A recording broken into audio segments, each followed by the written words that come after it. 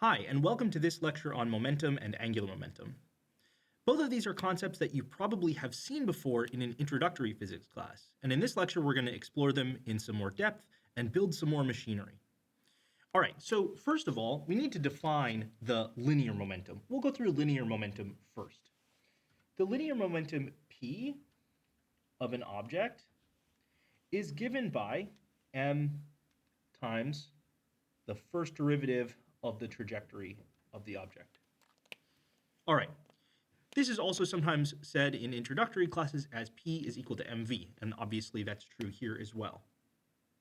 Now, this object is easy enough to define, but what we actually want to do at this point in time is use it to redefine Newton's three laws. In fact, we can use momentum to redefine all of the laws of motion. Okay, let's just go one at a time. So for the first law,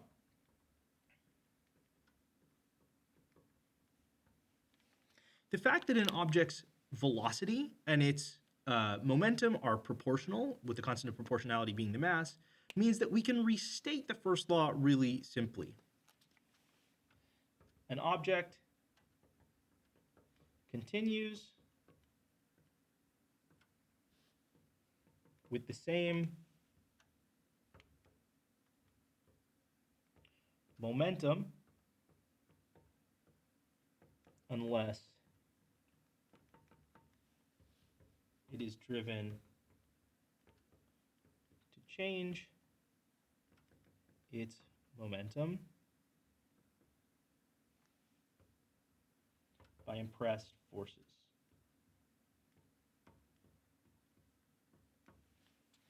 Good. So nothing particularly complicated there. We've really just restated the first law, and instead of saying that an object continues uniformly in a straight line, we'll say that it has the same momentum unless it is acted upon by impressed forces. We really start making our lives a little bit easier when we look at the second law. And the way that we're going to do that is to take the derivative of this equation. So let's say if we take one derivative, so a time derivative, then this is going to give us the following. We'll get p dot of t is equal to, well, m is a constant for a given object, in Newtonian theory at least. And so we'll only take a time derivative of this, mr double dot. But if we stare at the right-hand side, we see that this is precisely equal to the impressed force on the object. This is equal to F. So this gives us a way to restate the second law,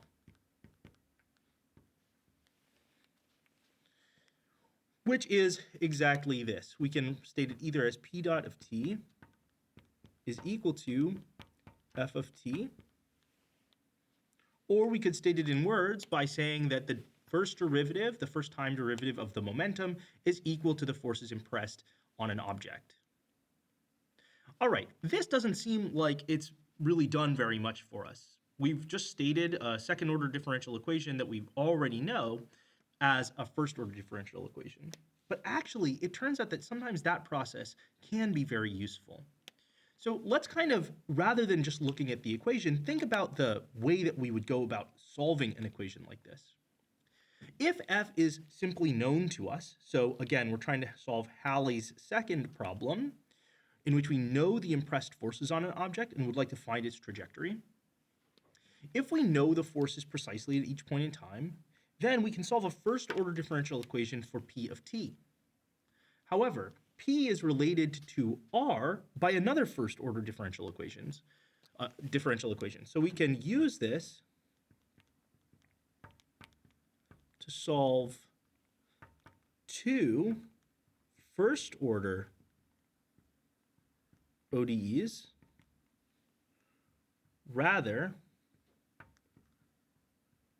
than one second order.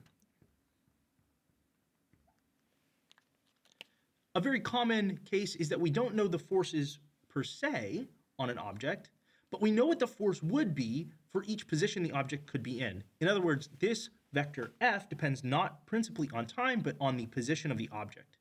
In that case, we get a system of two coupled first order differential equations. And sometimes still that is easier to solve than a single second order one. So at least this gives us a new technique for solving for the trajectory of particles or of objects. We'll see another reason that we might want to use a momentum formulation in a little bit. Before we can do that, I want to look at the third law.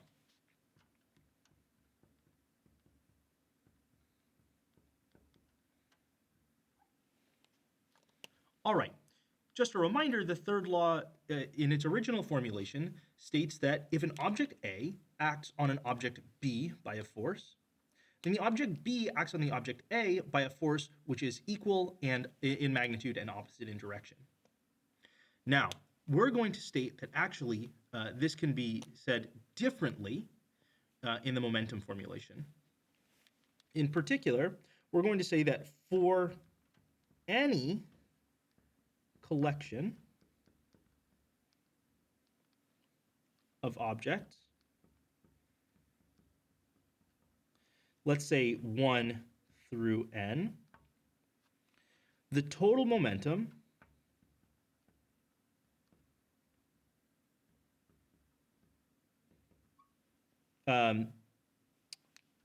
the first derivative of the total momentum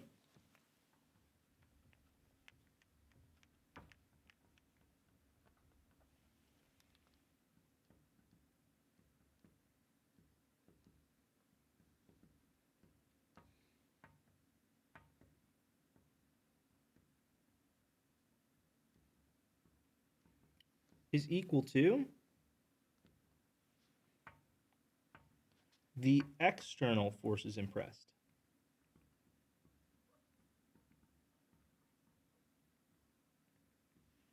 So we could say it like this: the sum from I equals 1 to n of pi dot of t is equal to F total external of t. Okay, this doesn't look anything like the third law with which we're familiar. So we better go and prove it in both directions. So let's show that the original implies the new, and then we'll show that the new implies the original. Okay, so in this direction, original implies new.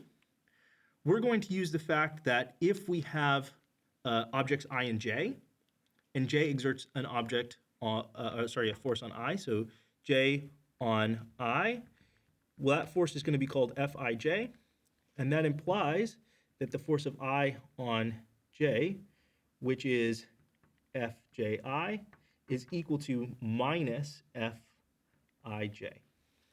Okay, so let's go ahead and prove this. Now, we'll go ahead and start with the left-hand side of the equation. So we'll start with the sum from I going from 1 to n of pi dot of t.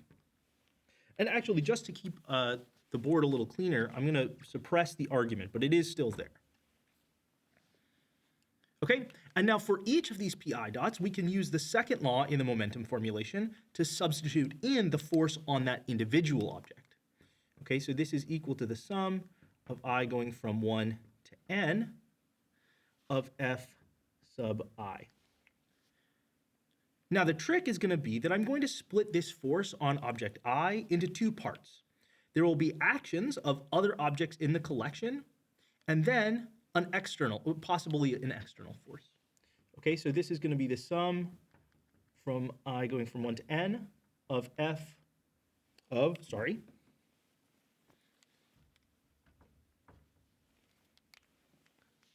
the sum, let me put the external force first, Fi external, plus the sum as j goes from 1 to n, but not I, so j is not equal to I, of F sub I j. All right, good. Now, we can break this into two parts. The sum of all of the external forces is exactly this, F total external. Okay, so this first sum over I gives us F total external. Now we have a double sum. I going from 1 to n, and then this internal sum, j going from 1 to n, but skipping I. Now, I'm actually going to break that into two sums, a sum of j going from 1 to I minus 1, and a sum going from I plus 1 to n.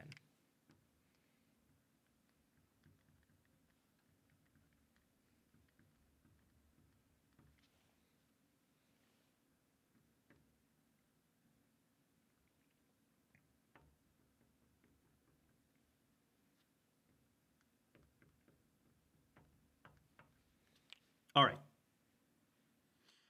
Now, we need to think about the region being summed in each case. So let's actually use this space down here to do that. Okay, so here's I and here's j. So we'll have to draw in, or we'll want to draw in, this line I is equal to j. And let's think especially about the second sum. So this is a sum where we're taking j starting at I plus 1, so starting at just above this line and going up to n. So here for the second sum, we're going to go over the following points. Maybe I'll use a different color.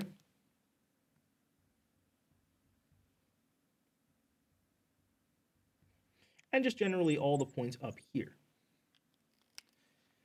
Now, it's relatively clear that while I could say this is the set of points, so for I being anything and then j just being greater than I could also say this is the set of all j, where then I only sum from I goes from 1 up to j minus 1. So I'm going to do that. I'm going to reconfigure this second double sum. So just to be clear, this equality is going to here now. So I have f total external. I'll just copy my first sum, I equals 1 to n, j equals 1 to I minus 1 of fij. And then I'm going to do my manipulation on this second sum. So I'm going to take j from 1 to n, and I'll take, oh, and I probably should have marked in n here. Here's n. Okay, I'll take j from 1 to n, and then I'll take I from 1 to j minus 1. And then just the same summand, fij. Okay, good. Now, I'm going to notice that actually I and j are just dummy indices. So as long as I flip both of them, so change j to I and I to j, I'm allowed to do that. So I can take this j and replace it with an I, take this I and replace it with a j, take this j and replace it with an I, take this ij and replace it with a ji. But I know that fji is equal to minus fij. So this now is equal to f total external plus the sum as I goes from 1 to n, the sum as j goes from 1 to I minus 1 of fij, plus the sum as I goes from 1 to n, the sum as j goes from, oh, and this should now be a minus, j to I minus 1 of fij.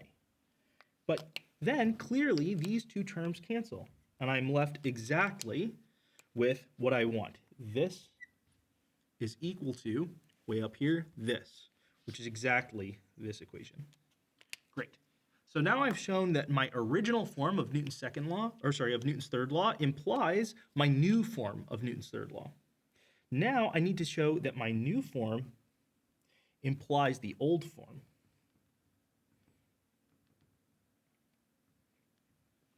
Fortunately, this direction is easier, but it all relies on the fact that this applies for any collection of objects. Because this applies for any collection of objects, I can take my whole collection of objects and just look at any two of them. I'll call them I and j.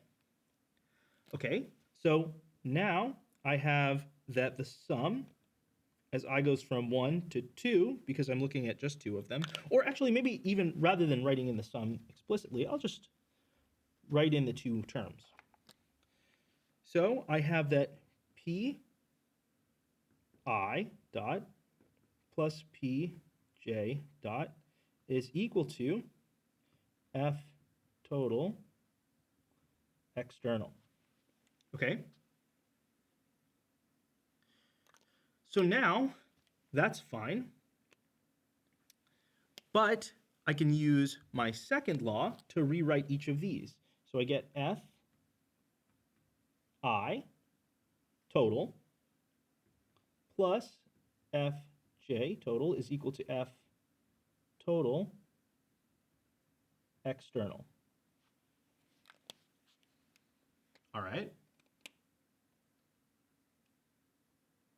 Now I want to express each one of these just like I did up here by breaking it into the external forces and the internal forces. So internal, again, to just this collection of two. So I'm going to get Fi external plus Fij. That's the only internal force to this collection. Plus Fj external plus Fji is equal to F total external, but I can actually re-express that as Fi external plus Fj external. And incredibly, these all cancel out. So I'm left in the end with Fij plus Fji is equal to 0. Just use a little space here. Fij plus Fji is equal to 0, which is exactly Newton's third law in the original formulation. Okay, so we have the three laws of motion, but now stated entirely in terms of momentum. I've already given one reason that we might want to do this, that just has to do with the fact that sometimes solving first-order ODEs is easier than solving second-order ODEs. However, I'd like to jump to the computer and show a more expansive reason that we might want to look at the momentum formulation that has to do with rockets. I'll see you over there. All right, the first example that we're going to do involves rockets. So let me hop right into OneNote so that we can begin. All right, so a rocket is a bit different from a system that we've been dealing with so far in that we can't use Newton's second law in order to get the fundamental principle of rocketry, which is that as we toss something in one direction, so here we go, I have some object, it's going to shed some of its mass, and it's going to eject it in this direction. So here's big M, and it will throw something of mass m1 such that it causes the rest of its mass m2 to start moving in the other direction, where we have m1 plus m2 is equal to capital M. Okay, and this fundamental principle is not captured by Newton's second law. Instead, as we saw before, it's captured by Newton's third law. So for a rocket, we need to go beyond Newton's second law methods in order to figure out how they work. So we're going to do this somewhat slowly. We're going to work our way toward what's called the Tsiolkovsky rocket equation, named after a Russian school teacher who formulated part of it at the beginning of the 20th century. All right, so in any case, here's going to be our setup. We're going to imagine that we have a rocket, and for the time being, let's just imagine that it is moving in the y direction.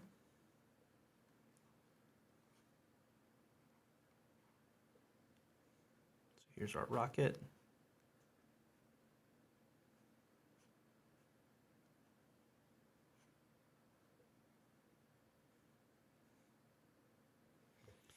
And the way that it's going to move is it's going to eject little pellets.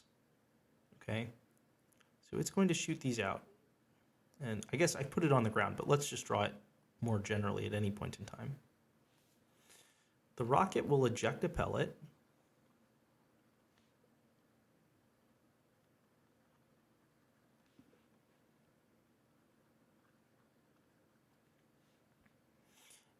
At the series of time points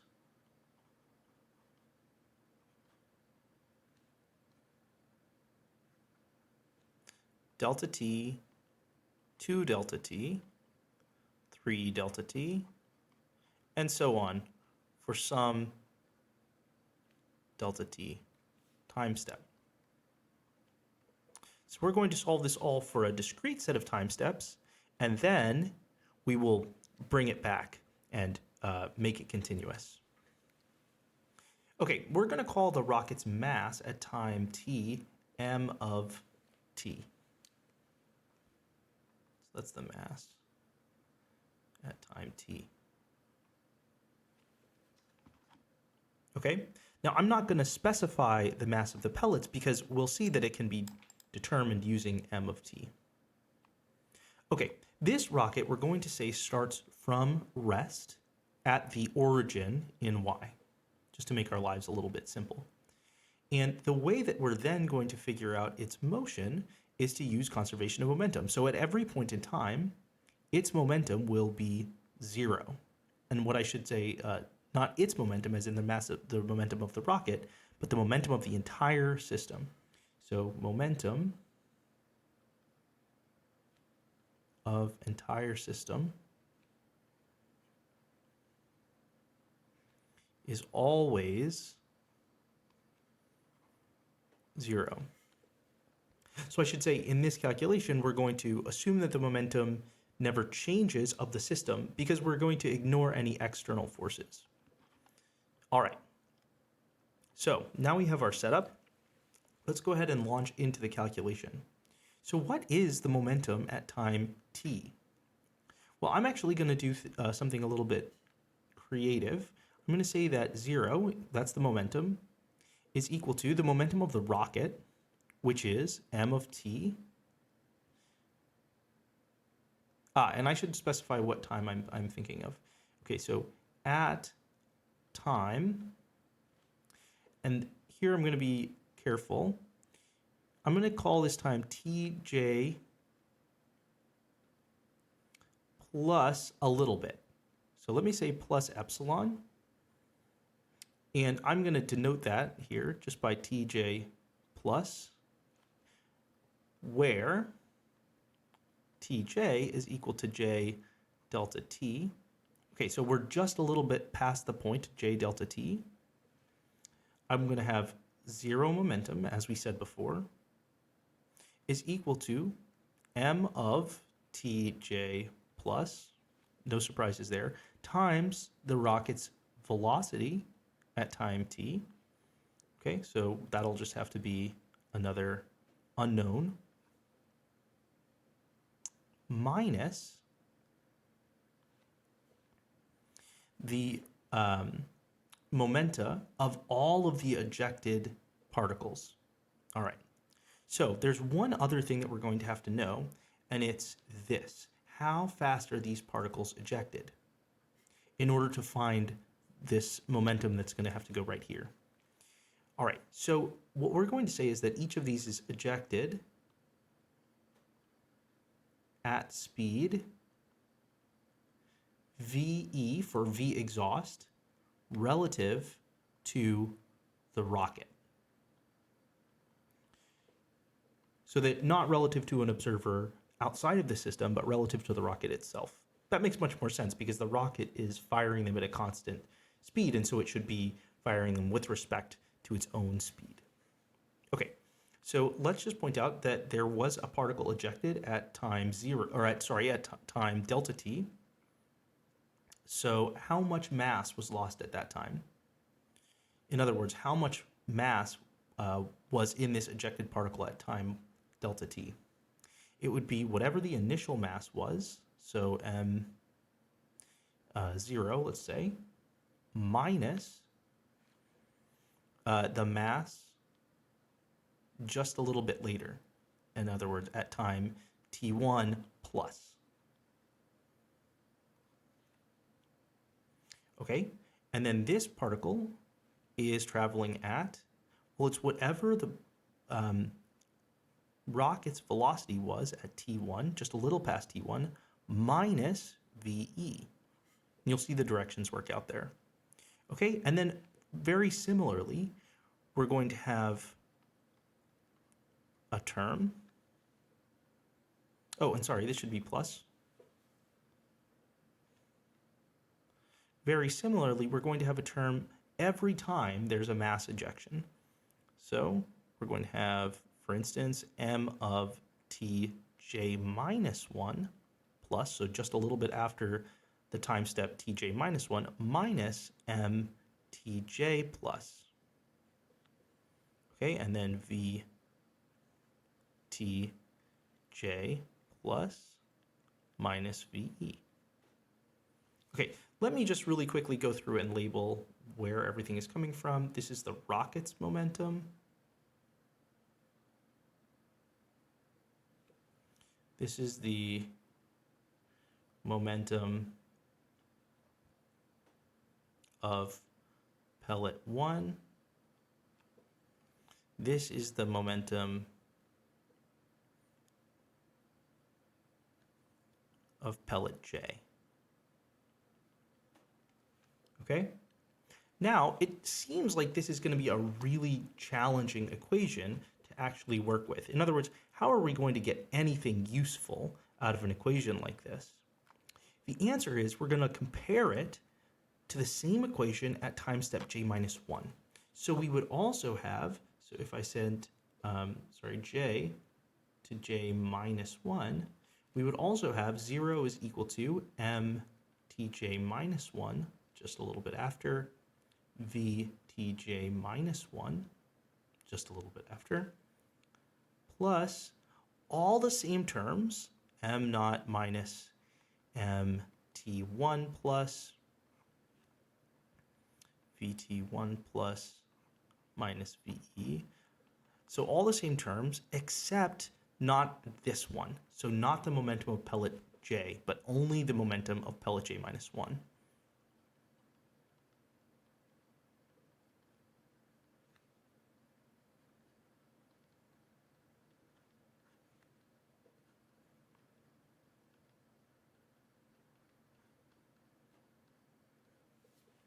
All right, now the idea is we're going to subtract.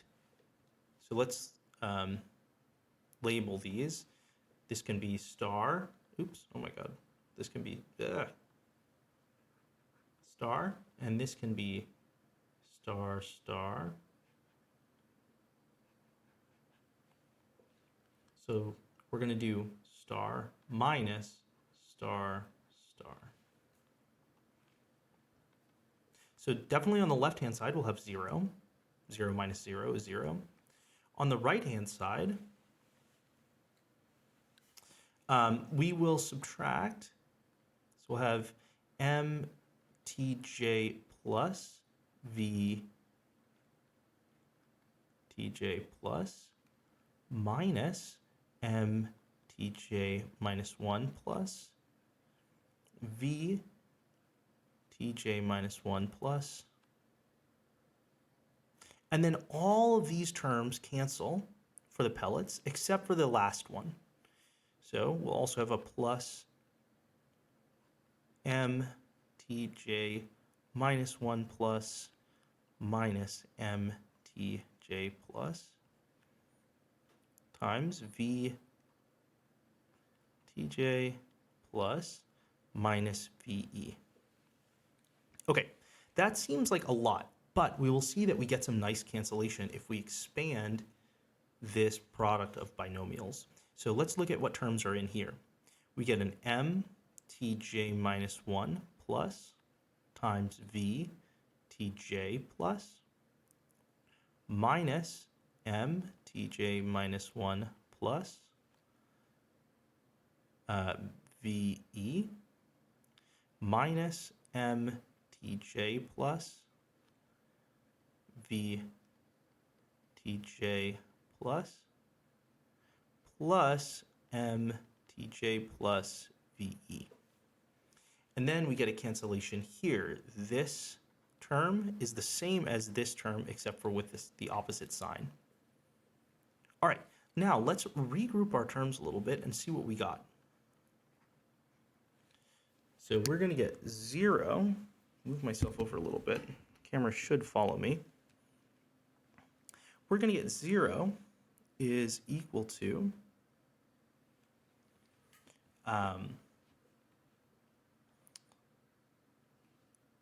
m tj minus 1 plus v tj plus from here minus m tj minus 1 plus v tj minus 1 plus from here.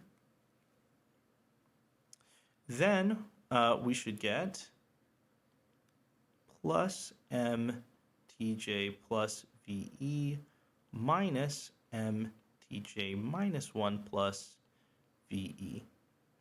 And this is just begging to be turned into derivatives, right? Here we have the same term appearing in both of these first two terms, or sorry, the same factor appearing in both of these first two terms, so that we get the difference of the velocity at two points that are only separated by a little bit. And then we also get the same kind of grouping here with VE being the shared factor, and then a difference in mass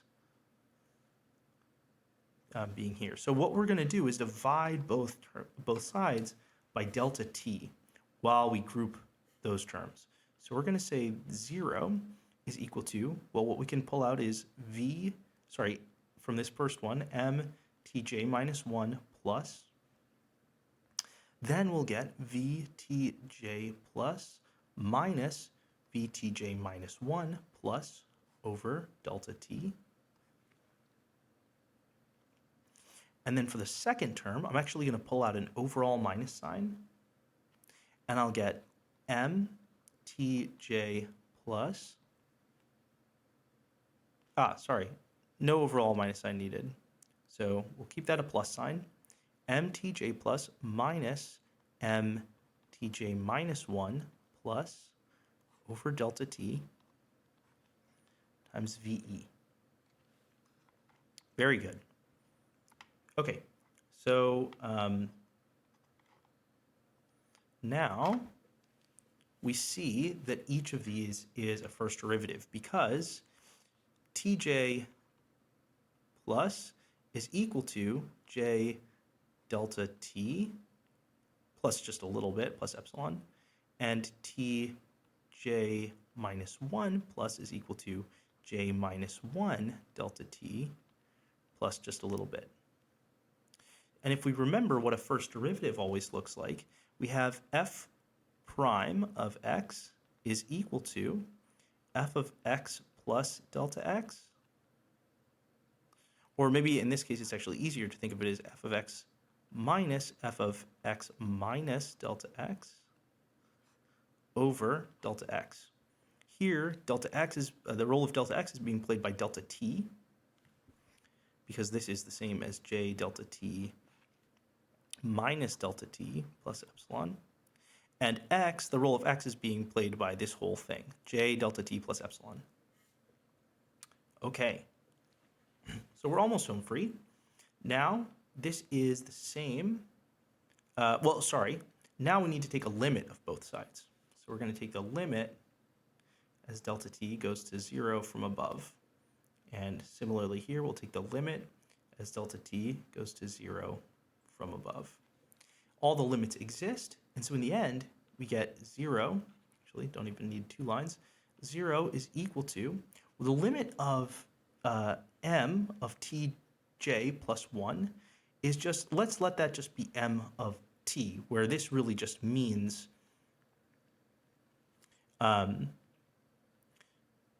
well, what does it mean? Actually, let's be a little bit careful here. What we need to do is take this limit as delta t goes to 0, while also taking the limit as j becomes large, such that j delta t stays fixed. So let me just point out this is the limit, such that j delta t is equal to t. In other words, we're going to make j bigger as we make delta t smaller so that we get the same product. All right. So now this becomes m of t. This becomes v dot of t. Okay, plus this becomes m dot. And this obviously is still VE. Another way that we could write this is m delta t v dot of t is equal to minus m dot VE. And this is the form that you usually see for the Tsiolkovsky rocket equation with no other forces.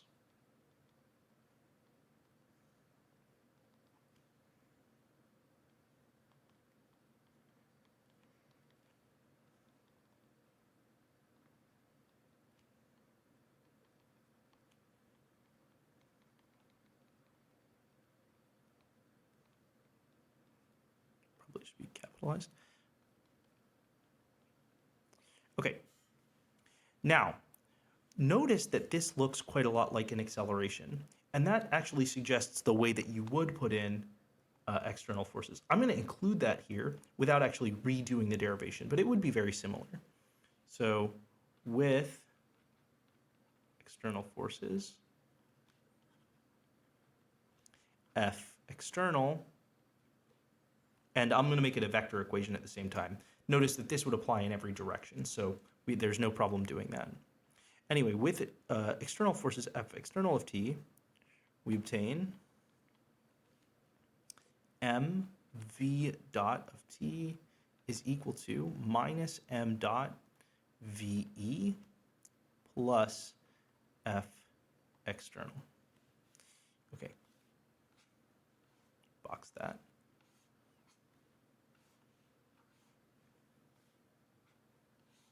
So evidently, conservation of momentum was very powerful. It allowed us to obtain this kind of equation that we wouldn't be able to obtain otherwise.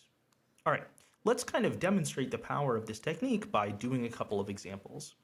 In the first example, let's just figure out what happens when we have a rocket in free space, no other forces on it.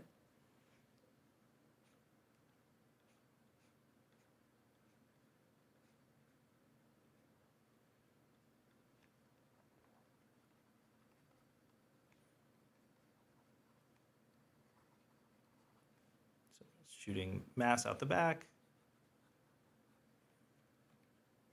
And we don't know the rate of mass loss. That's an important thing. Okay, so in this case, we'll assume that the rocket is just traveling in a single direction, in maybe the y direction as we did before. So we have exactly what I wrote above. M v dot equals minus m dot VE. Again, I'll omit the argument at this point.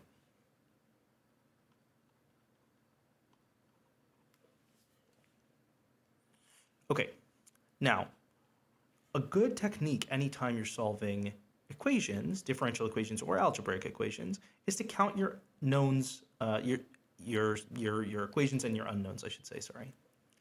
So in this case, I have two unknown dependent quantities, two functions. I have v and m in this case, both unknown. So let me say that. Two unknowns.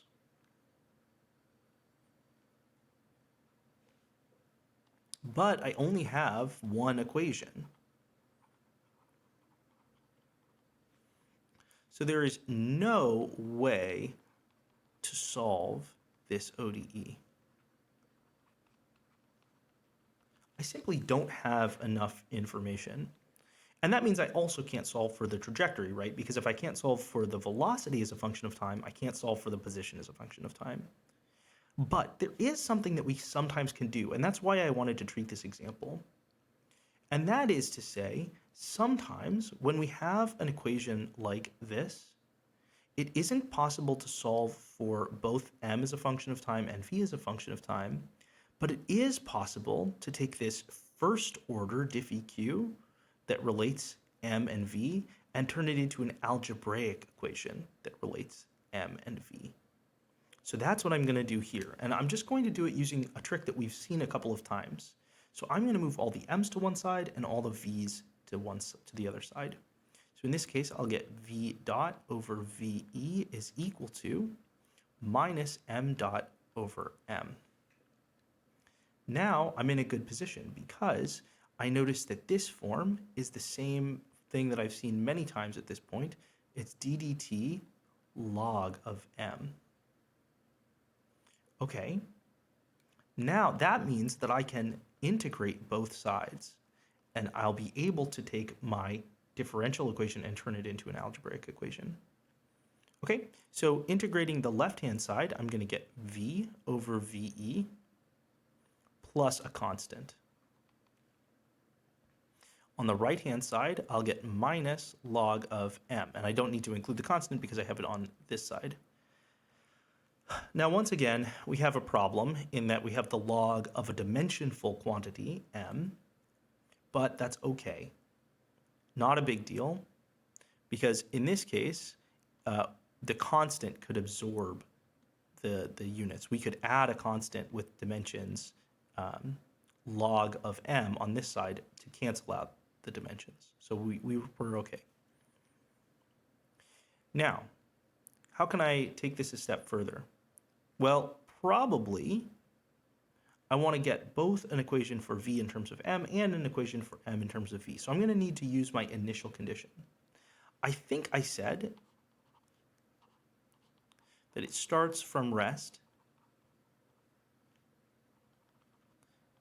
at the origin. Let's use that.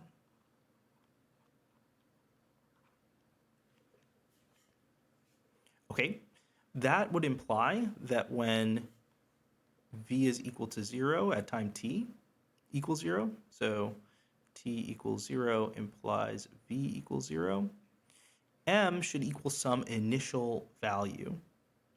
So whatever the rocket weighs at the origin. Let's call that m naught. So t equals 0 implies m equals m naught. All right, so then the initial condition gives us 0 over ve plus the constant is equal to minus log m naught. Okay, so the constant is minus log m naught. And that actually gives me the full solution. So now, if I bring that minus log m naught to the other side, I'll get v over, actually, let me solve in terms of v. V is equal to ve log m naught over m, using log rules. Okay? The other way that I could do this is I could rearrange it. So if I bring my ve back to the other side, v over ve, and I have my log m naught over m, I can exponentiate both sides, so I'll have e to this is equal to m naught over m. And then if I want m, I can move the e to the other side. So I'll solve and get m is equal to m naught e to the minus v over ve. Okay. Now, what did I learn by doing this? One thing that I learned is that there's this log involved in this process. That's a bit strange. It means that after I lose, for instance, half of my initial mass, so if half of the initial mass was fuel, I'm not going, say, twice the exhaust speed. Instead, I only pick up a factor of log 2. And the log function grows very slowly. So this suggests that it's actually quite hard to use rockets to get up to a great speed. Okay. Now, the thing I didn't do here is non-dimensionalization. I want to do that actually right now, just so that we can get a sense of what was going on in the problem. What were our relevant scales, and what kind of problem was this? So our constants were m naught and ve. That was all that we had in this case. And we can check what kind of situation are we in. Well, I think it's pretty clear here that between m naught and ve, you can't make a length scale because v is it's a velocity and m is a mass. So we can get momentum, we can get energy, but we can't get length or time. And so we have an underdetermined problem. But honestly, non-dimensionalizing in this case and figuring out whether or not we're in the underdetermined, well-determined, or overdetermined case is not all that helpful because remember, we can't actually solve this diffie-q in the first place. So now I want to move to another example where we will do things more carefully and non-dimensionalize. Okay, so let's deal with another case. In the second case, let's suppose that m dot is equal to a constant. We'll say minus psi. Okay, so it's losing mass at a constant rate.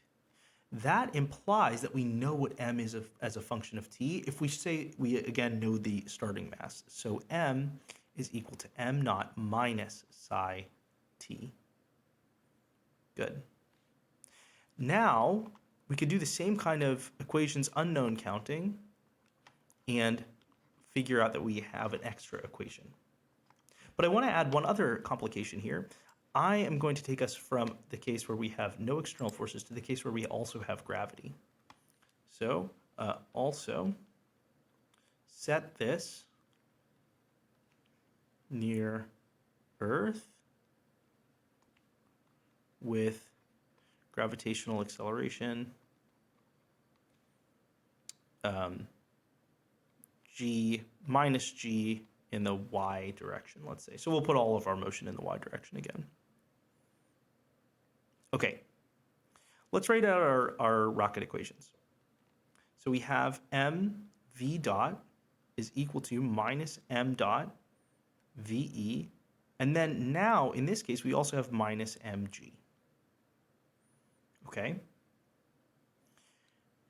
So one thing that I can do is cancel some m's, right? Now this implies v dot is equal to minus m dot over m ve minus g.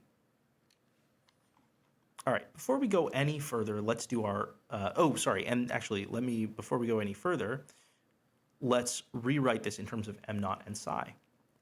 So we have minus psi, except this becomes a plus because of the minus here. So we get psi ve over m naught minus psi t minus g.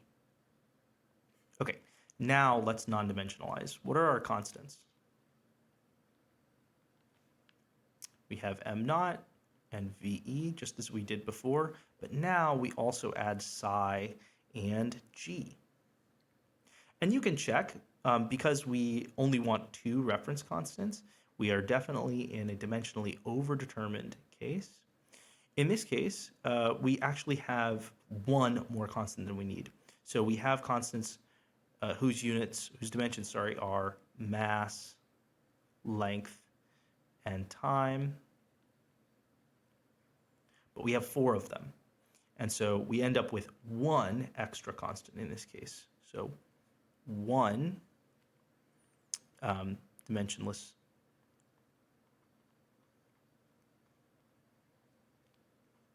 constant. Go ahead and do this with the dimension matrix if you want. I am going to skip that computation here and just do it sort of by hand.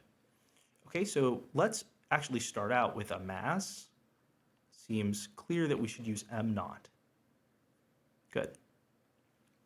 The next easiest is a time. If m naught is a mass and psi is a mass over a time, then m naught over psi is a time. Great. And then the last thing, now we have a choice. Do we want to non-dimensionalize using g or v? In this case, I actually want to non-dimensionalize using v. And we'll see why that is a little bit later. I'm not saying that that's the only way that you could do this problem, but that's what I want to do. Okay, so for a length, I know that if I multiply a velocity by a time, I get a length. So I get m naught ve over psi. Okay? Now, a dimensionless constant. I need to divide g by acceleration.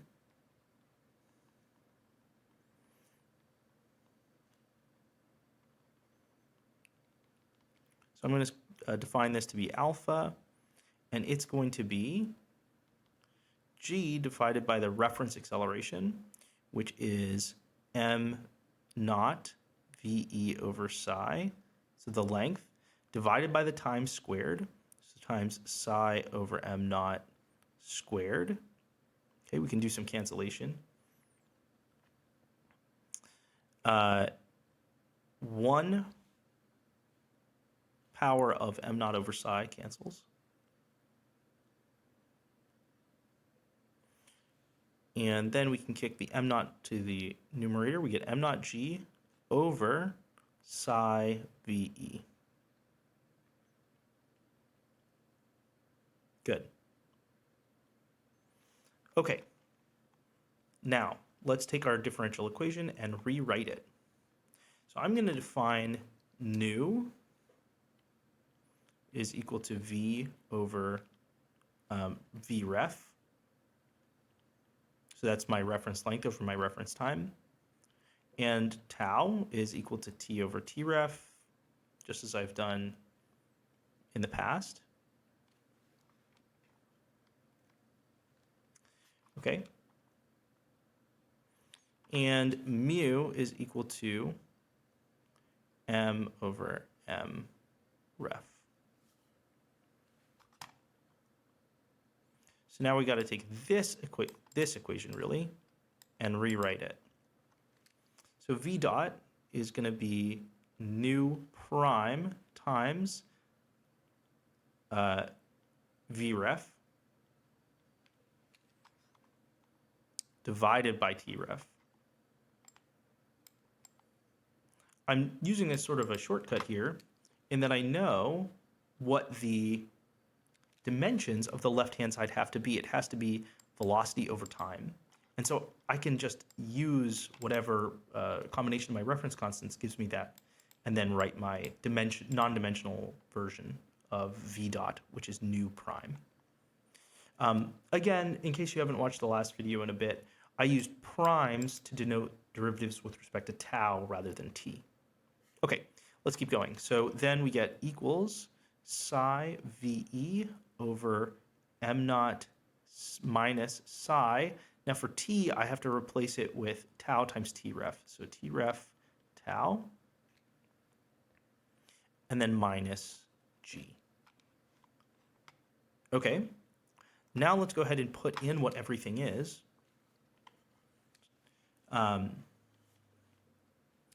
Vref is, actually, maybe I should just work that out here. So these two imply together that vref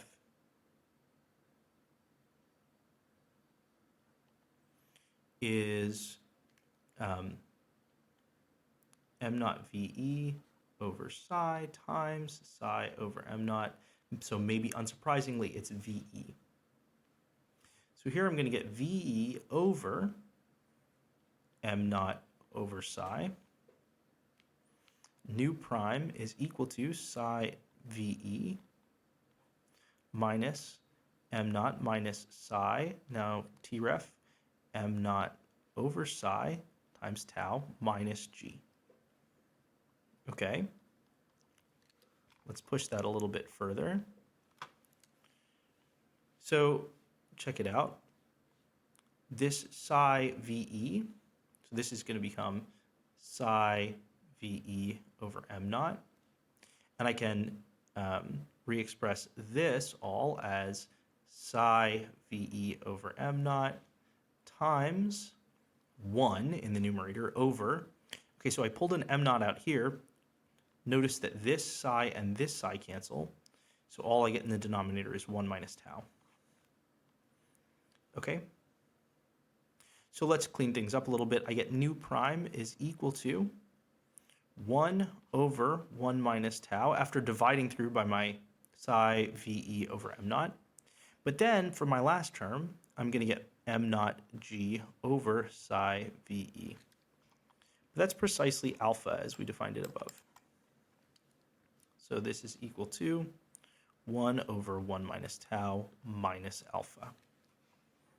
All right, now we have an equation that we can actually work with. In this case, we have a single equation for a single unknown. So we have an unknown nu, and we want to solve for it in terms of the dependent or independent variable tau. All right, let's do it. So what's the strategy for an ODE like this? Well, this is maybe the simplest kind, in which we simply have the thing for which we want to solve on one side of the equation by itself, so we can just integrate both sides. So now we integrate. On the left-hand side, of course, we get nu. We'll put our constant on the other side. On the right-hand side, well, we almost get log of 1 minus tau, but because of the chain rule, because there's a minus sign here, we get minus log of 1 minus tau. And then from this second term, we're going to get minus alpha tau.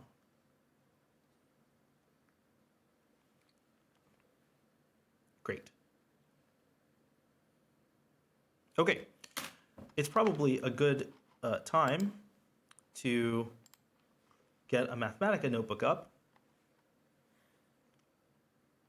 and see what the solution looks like.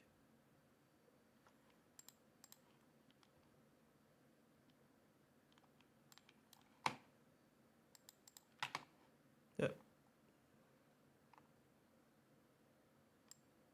Okay.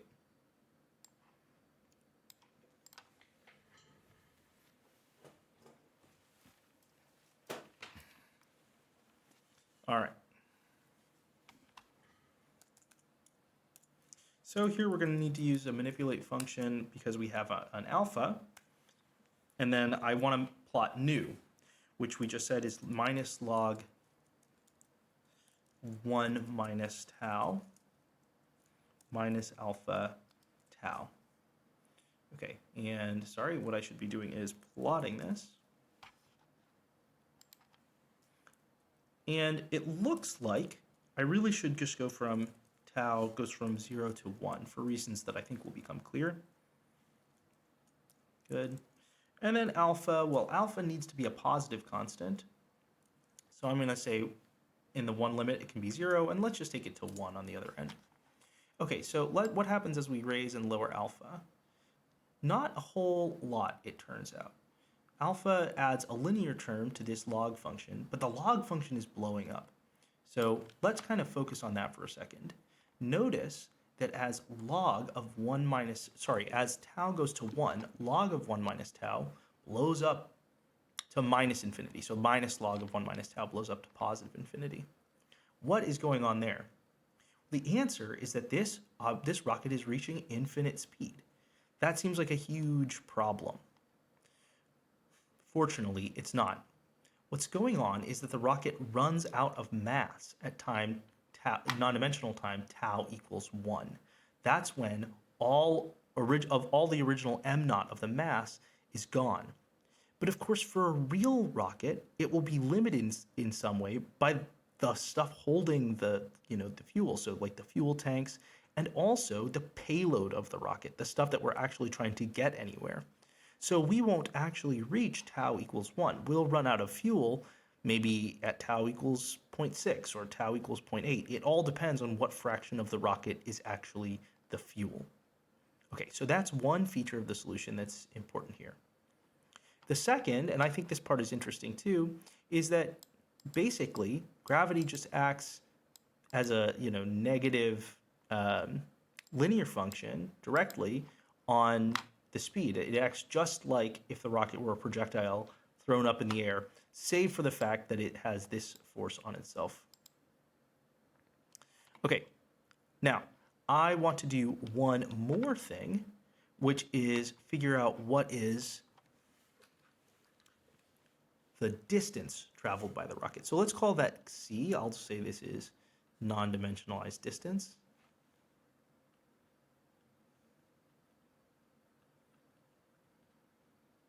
And if I have the velocity as a function of time, then I just get the distance as a function of time by integrating again. All right, so again, if this is an unfamiliar integral, this is a great time to whip out a software like Mathematica to do the integral for you. Okay, so we'll say we want to do minus log of 1 minus tau minus alpha tau. These integrals of log are some that are sometimes not covered in a calculus class, so don't feel too bad if you haven't done it. But the form that you should always expect is this linear times log plus linear. So that's what's going on here. And let's actually have it full simplify the result, because it actually does simplify a little bit. All right. So what are we looking at here? Let me go ahead and copy this back into our notebook.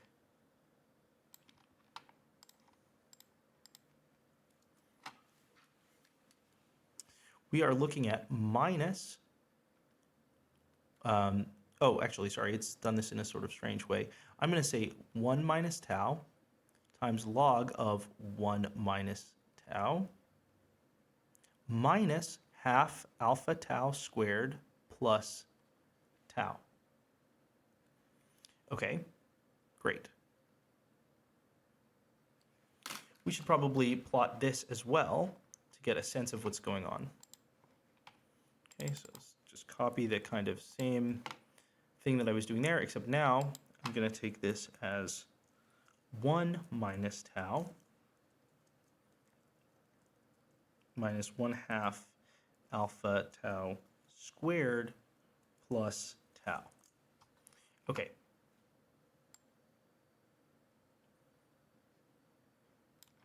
So in this case, we get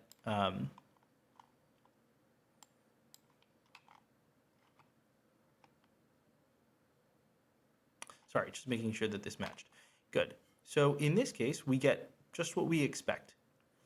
The solution does increase, so our rocket is going up, but it doesn't go up forever.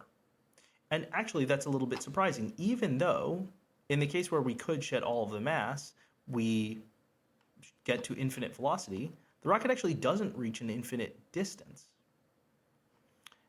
However, it does go up as only a log function. Oops. It does go up as only a log function, so it doesn't grow that quickly, relatively slowly. Okay. There's one more thing about this differential equation that I want to sort of look at for a second, which is that we have m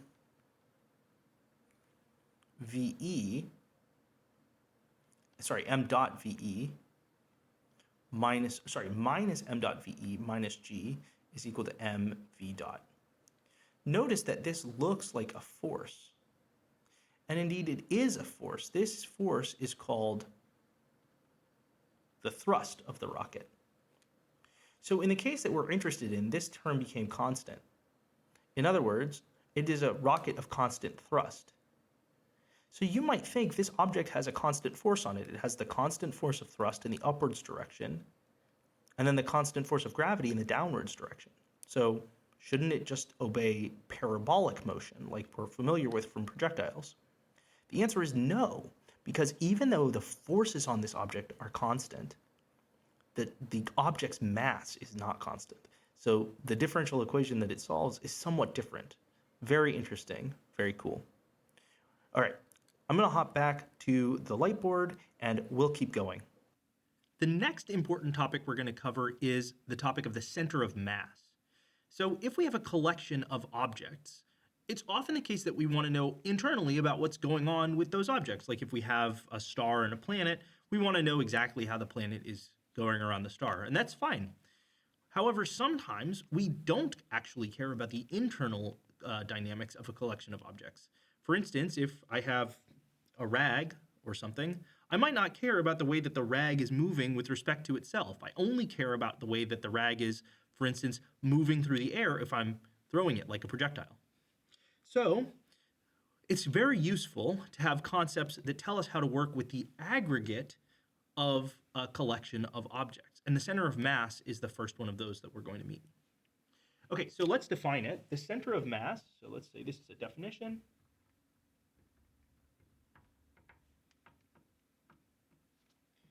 The center of mass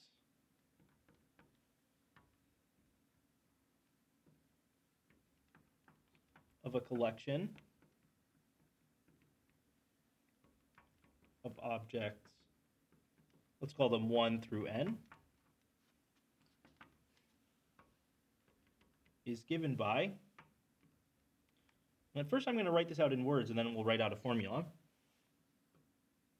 The arithmetic mean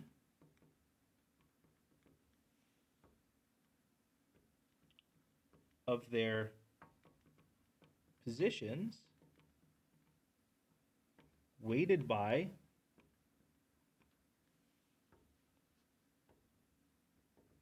their masses.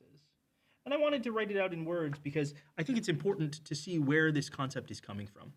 Okay, so we're going to denote the center of mass by a capital R. And as the sentence states, it's going to be M1 R1 vector plus all of the M times R vectors up to M sub n, R sub n. And then in order to make this have the right dimensions and also just to make it really a weighted mean, we need to divide by M1 plus all the masses up to M sub n. Now I'm also already at this point going to give the name a name to this sum of all of the masses, the total mass of the system. I'll call that capital M. So this could also be M1R1 plus dot dot dot plus MNRN over capital M. Okay, great. So now we have a notion of the center of mass, but we don't really have any reason that it should be a useful concept. To do that, let's see what happens if we start taking derivatives of it when we're talking about the center of mass of a collection of objects which are moving. So in other words, the center of mass now is going to have a trajectory. Okay, so let's say that we want to find r dot of t, which is defined just the same. Well, the derivative is linear, so it's just going to hit each one of these. So we'll get m1 r1 dot plus all of the sums all the way up to mn rn dot, all over capital M. But now, if we look at the terms in the numerator, those are exactly the momenta of the particles. Okay, so this is P1 plus P2 plus all the momenta up to P sub n over capital M. All right, now this actually gives me something that I could do. I can move M over to the other side.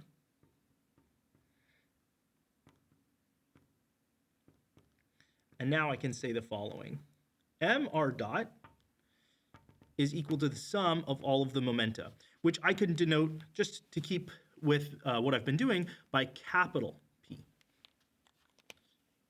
All right, so it looks like a collection of objects in some way behaves like a mass, capital M, that is located at the position, capital R. This mass then has momentum M times capital R. That's by the definition of momentum. But that momentum, maybe we could call it the effective momentum of the collection, is equal to the total momentum of the collection. So it gives us a good analogy between the actual collection of objects and the motion of its center of mass, the motion of like an imaginary object located at the center of mass with all of the collection's mass located at that one point. All right, so this gives us a really useful tool for solving many problems, as we'll see, but we can actually push it a step further by talking about the center of momentum and center of mass frames. So another definition. A center of momentum frame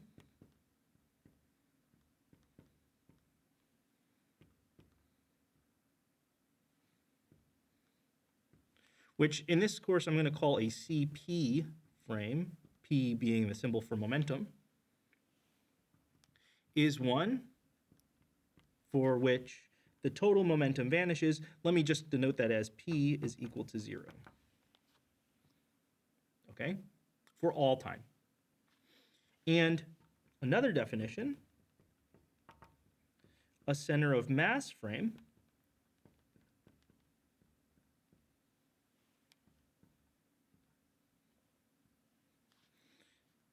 I'll say CM frame is one for which the center of mass is always equal to 0.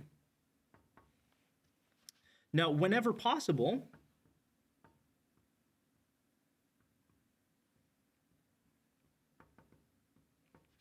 we will choose an inertial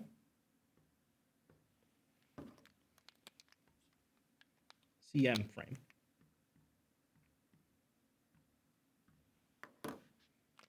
And you can look back at lecture 1 if you want definitions there. It's important to note that neither of these frames is exactly unique. If we take an inertial transformation that starts in a center of momentum frame and doesn't change velocity, it only changes the position of the origin, then we remain in a center of momentum frame. Similarly, if we take a center of mass frame and we perform a rotation on it, then we remain in a center of mass frame. Since the center of mass was at the origin for all time in the original frame, and rotating the origin doesn't change it.